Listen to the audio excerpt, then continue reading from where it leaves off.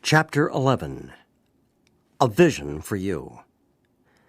For most normal folks, drinking means conviviality, companionship, and colorful imagination. It means release from care, boredom, and worry. It is joyous intimacy with friends and a feeling that life is good. But not so with us in those last days of heavy drinking. The old pleasures were gone. They were but memories. Never could we recapture the great moments of the past. There was an insistent yearning to enjoy life as we once did, and a heartbreaking obsession that some new miracle of control would enable us to do it. There was always one more attempt and one more failure. The less people tolerated us, the more we withdrew from society, from life itself. As we became subjects of King Alcohol, shivering denizens of his mad realm, the chilling vapor that is loneliness settled down. It thickened, ever becoming blacker.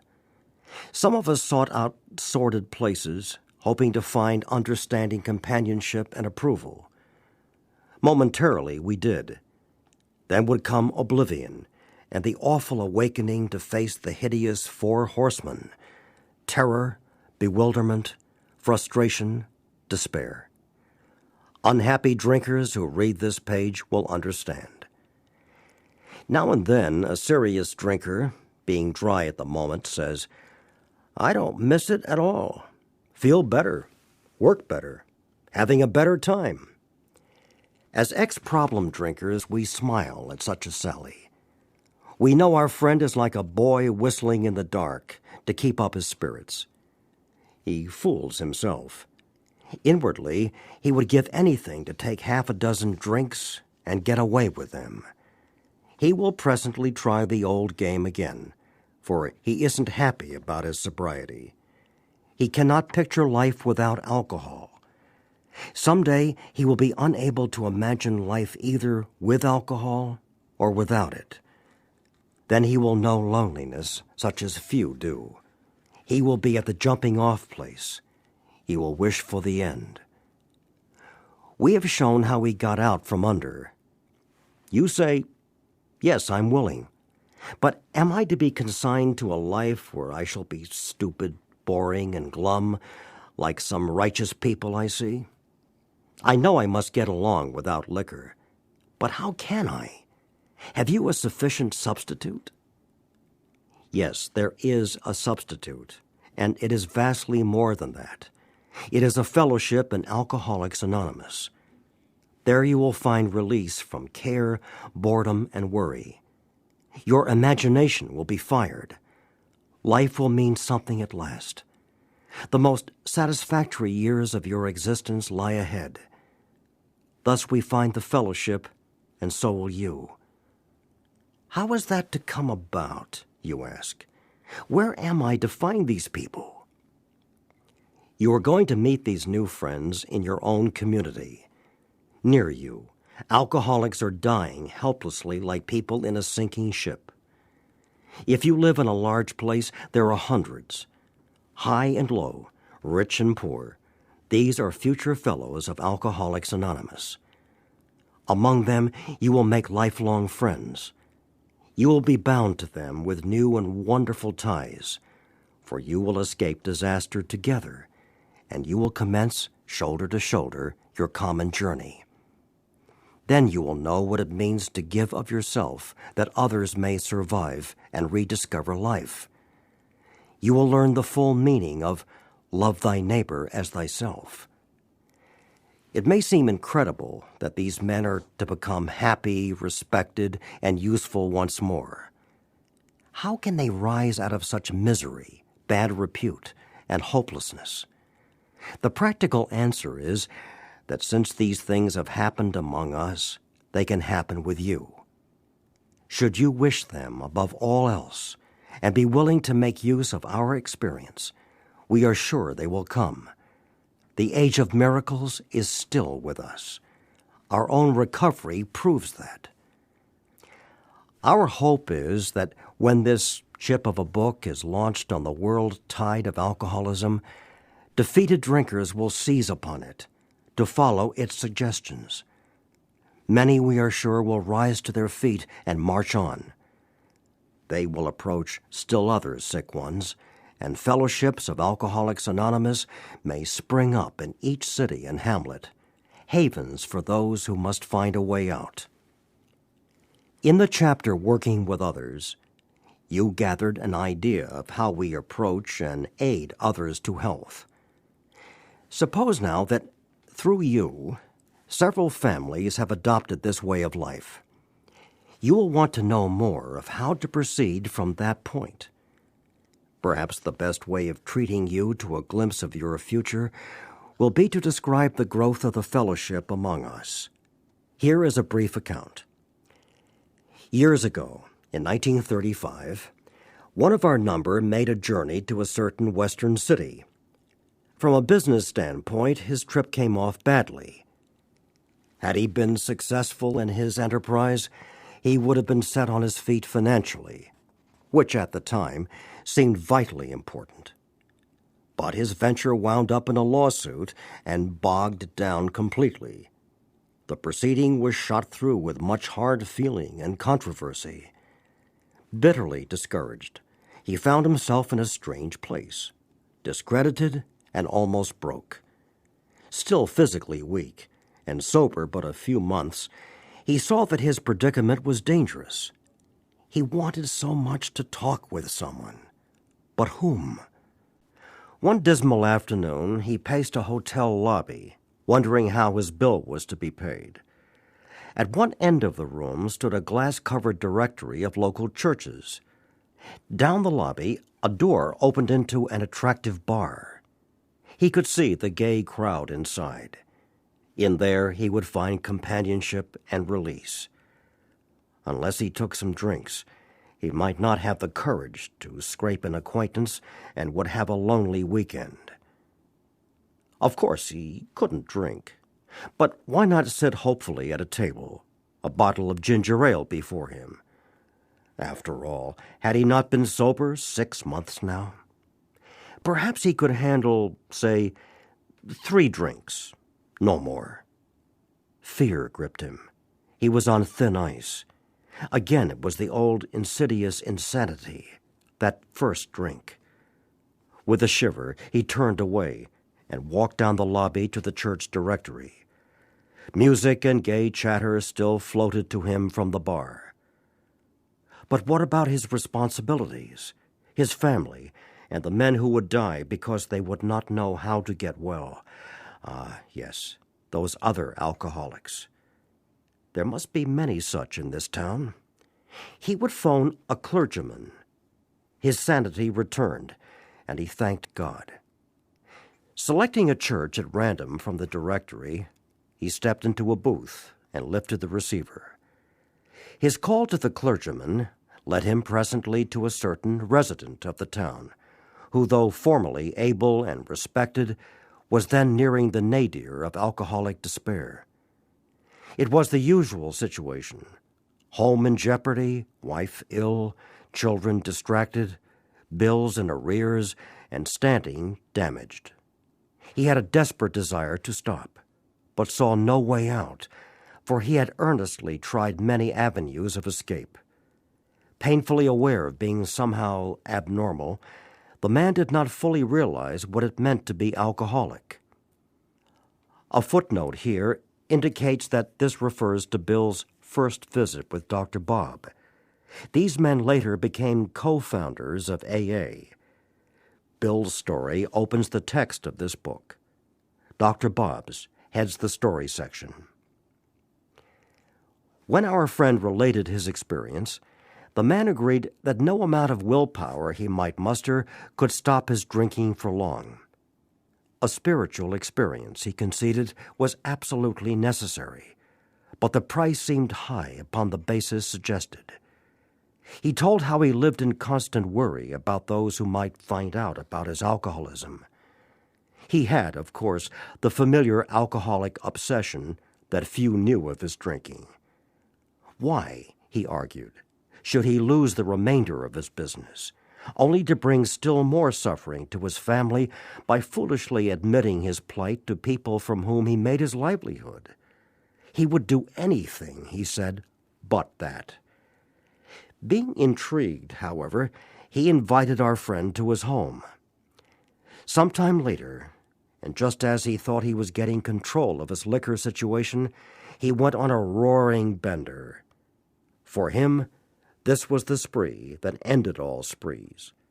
He saw that he would have to face his problems squarely, that God might give him mastery. One morning he took the bull by the horns and set out to tell those he feared what his trouble had been. He found himself surprisingly well received, and learned that many knew of his drinking. Stepping into his car, he made the rounds of people he had hurt.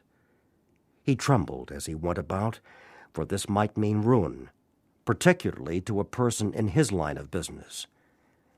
At midnight, he came home exhausted, but very happy. He has not had a drink since.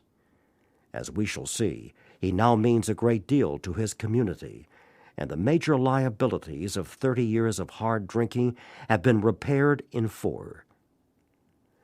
But life was not easy for the two friends.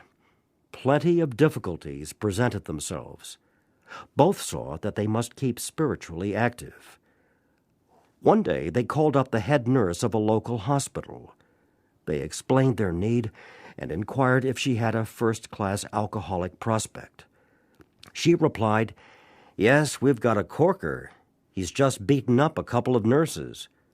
Goes off his head completely when he's drinking. But he's a grand chap when he's sober, though he's been in here 8 times in the last 6 months. Understand he was once a well-known lawyer in town, but just now we've got him strapped down tight." A footnote here refers to Bill's and Dr. Bob's first visit to AA number 3. See the Pioneer section. This resulted in AA's first group at Akron, Ohio in 1935. Here was a prospect, all right, but by the description, none too promising. The use of spiritual principles in such cases was not so well understood as it is now. But one of the friends said, "Put him in a private room. We'll be down." 2 days later, a future fellow of Alcoholics Anonymous stared glassily at the strangers beside his bed. "Who are you fellows? And why this private room? I was always in a ward before." Said one of the visitors, "We're giving you a treatment for alcoholism." Hopelessness was written large on the man's face as he replied, "Oh, but that's no use. Nothing would fix me. I'm a goner. The last 3 times, I got drunk on the way home from here. I'm afraid to go out the door. I can't understand it." For an hour, the two friends told him about their drinking experiences. Over and over, he would say, "That's me. That's me. I drink like that." The man in the bed was told of the acute poisoning from which he suffered, how it deteriorates the body of an alcoholic and warps his mind. There was much talk about the mental state preceding the first drink. "Yes, that's me," said the sick man, "the very image. You fellows know your stuff all right, but I don't see what good it'll do. You fellers are somebody. I was once, but I'm a nobody now. From what you tell me, I know more than ever I can't stop." At this, both the visitors burst into a laugh. Said the future fellow anonymous, "Damn little to laugh about that I can see." The two friends spoke of their spiritual experience and told him about the course of action they carried out. He interrupted, "I used to be strong for the church, but that won't fix it. I've prayed to God on hangover mornings and sworn that I'd never touch another drop, but by 9 o'clock I'd be boiled as an owl." Next day found the prospect more receptive. He had been thinking it over. "Maybe you're right," he said. "God ought to be able to do anything." Then he added, He sure didn't do much for me when I was trying to fight this booze racket alone."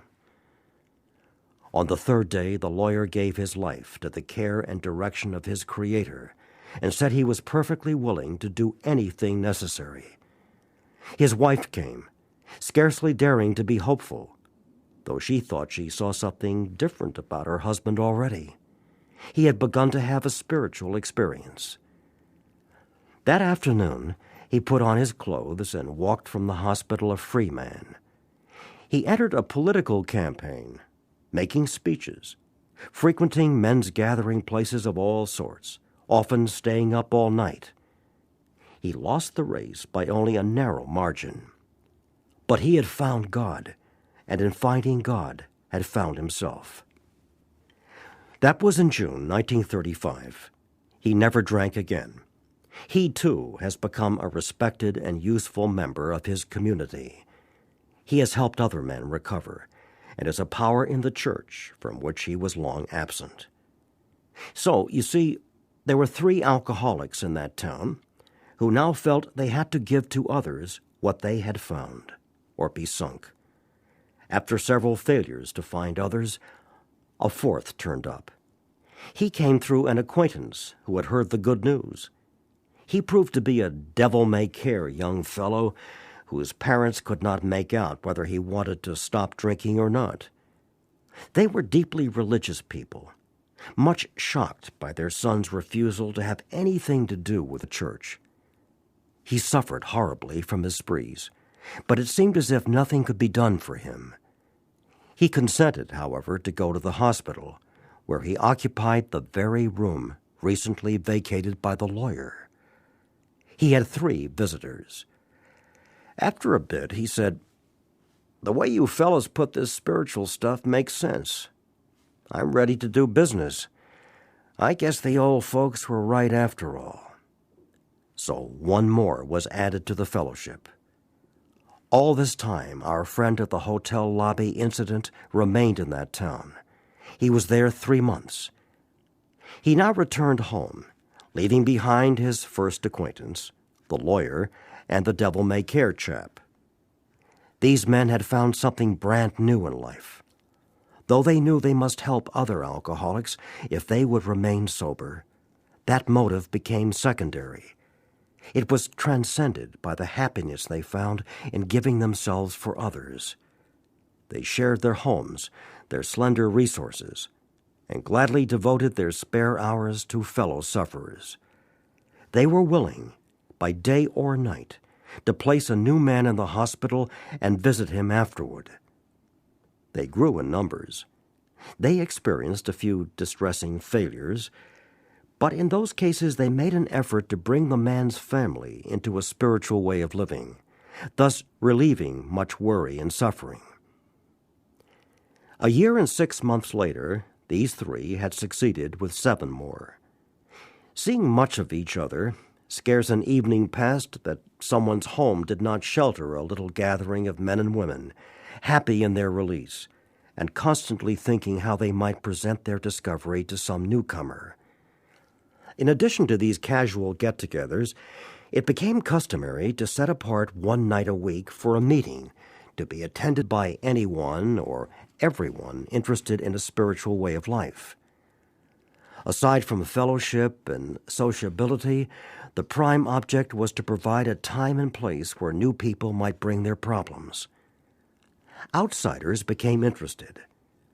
One man and his wife placed their large home at the disposal of this strangely assorted crowd.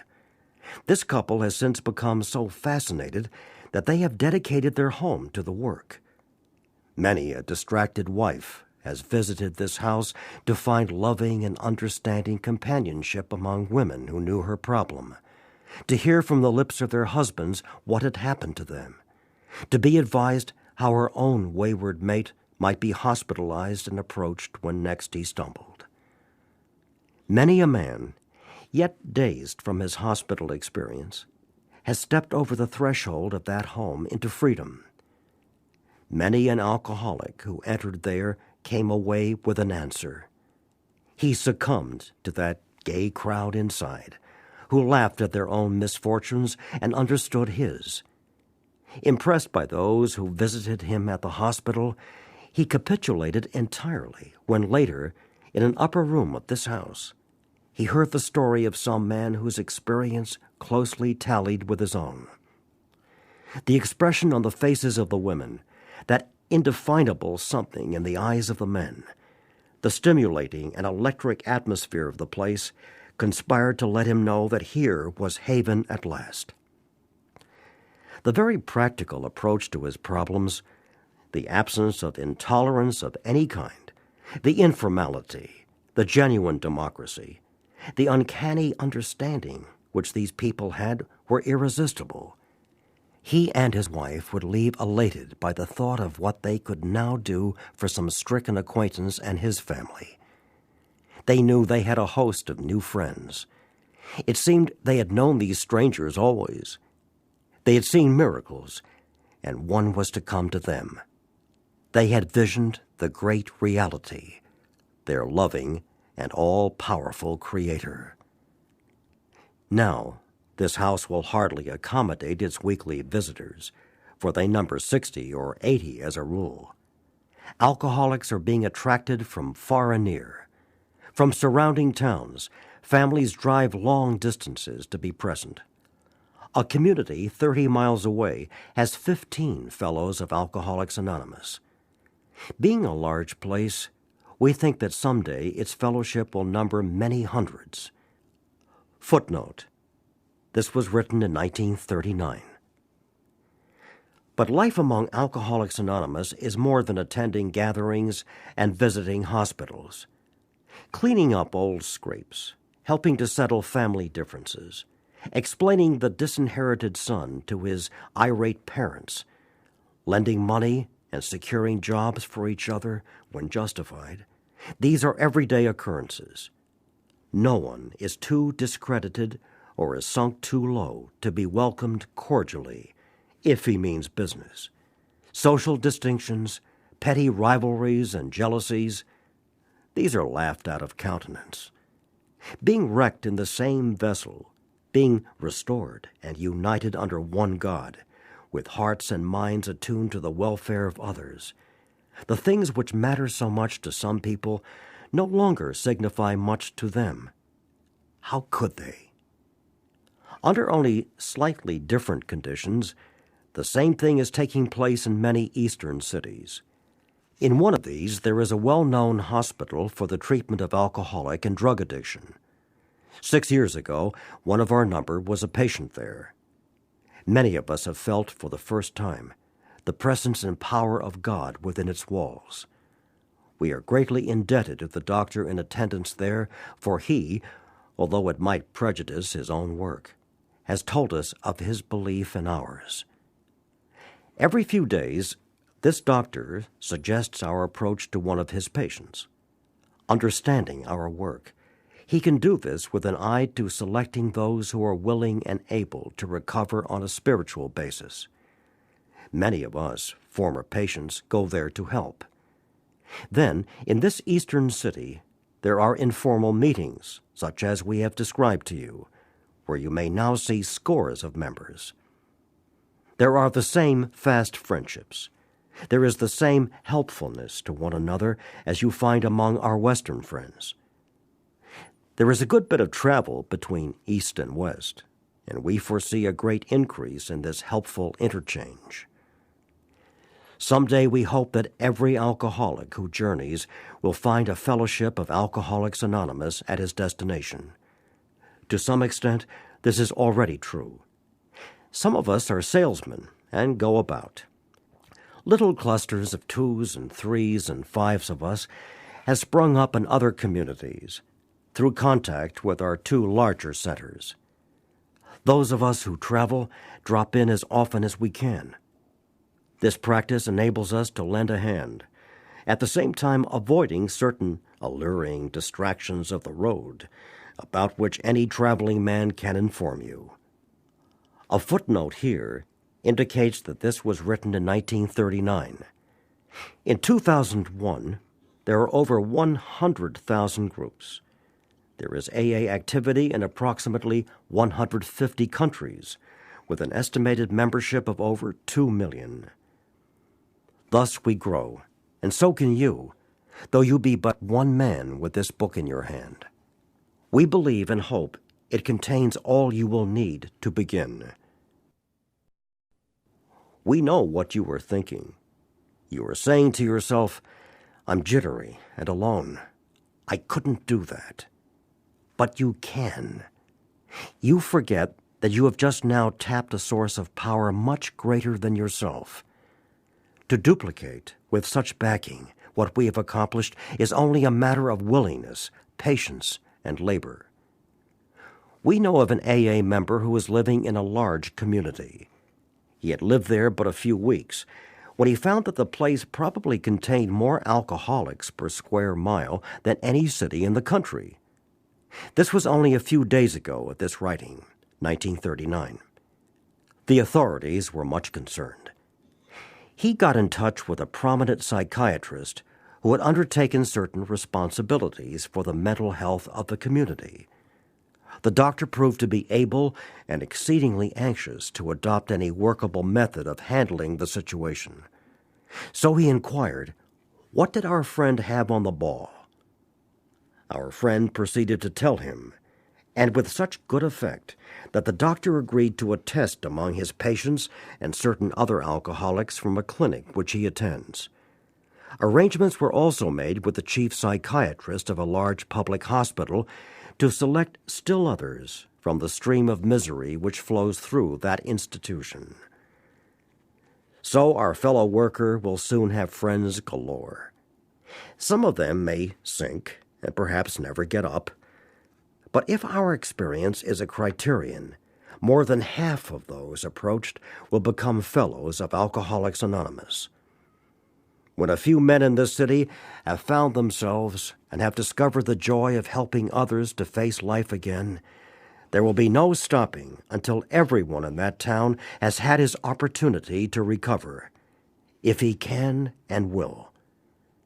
Still, you may say, "But I will not have the benefit of contact with you who write this book." We cannot be sure. God will determine that, so you must remember that your real reliance is always upon Him. He will show you how to create the fellowship you crave.